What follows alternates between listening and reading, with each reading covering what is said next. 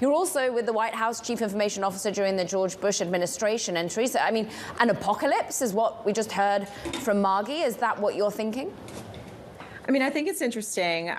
So it could be from the standpoint of, isn't it interesting that Anthropic self-reported that they found thousands of vulnerabilities that could be fixed very easily in sort of the early release of this tool? That means that it was outpacing the ability of cybersecurity products, all the big names on the market, which happen to also be now in this cohort. And so it is interesting from an apocalypse standpoint. It depends on, I think, your point of view. Is it an apocalypse, or do we now finally have a tool that in the hands of cybersecurity practitioners can make sort of this limited skill set even more powerful to be able to cover even more than they have in the past? I see AI as being an incredible assistant here. The one concern is if we don't have the right governance and guardrails, we could find that this tool or a tool like it could end up in the hands of the cyber operatives who have negative and criminal intent. And I think that's the concern here. Theresa, that last point is key.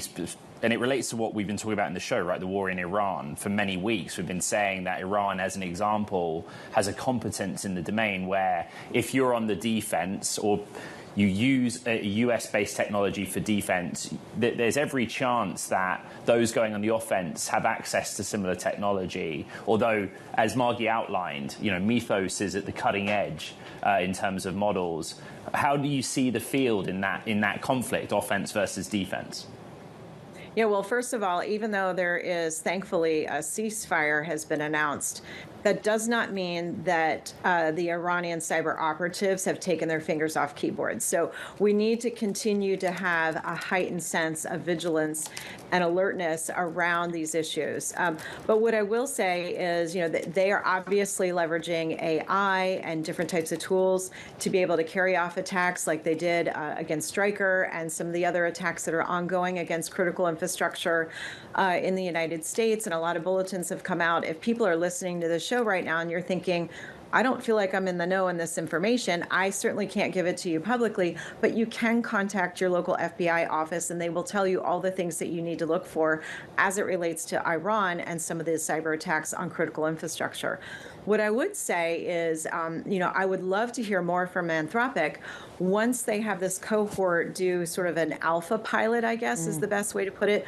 What is the beta pilot and what is the, sort of a rollout to trusted, vetted, smaller, maybe privately held firms look like to make sure that all offensive and defensive teams have these capabilities and are able to use them against the attackers?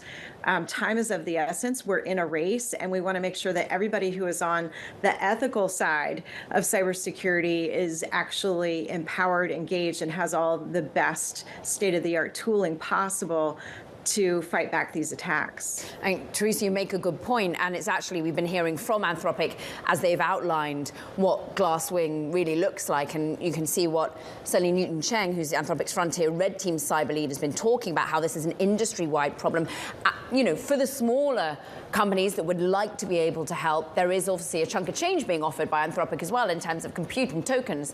How much have you been working perhaps with OpenAI, with its prototype? It's been letting and working with others in the security space to try and ensure that defense has its tools ahead of others as well.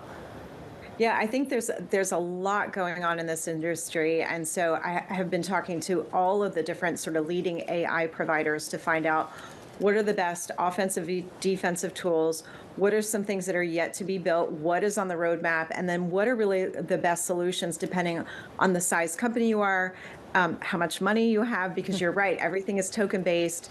How can companies learn if they don't have a big technology team? How can they learn to optimize the use of the tools so that they're spending their tokens sparingly and get the most value out of the money that they're spent? And so there's definitely an arms race, a healthy competition across the different AI companies, and some of them are now cooperating as part of this Anthropic rollout.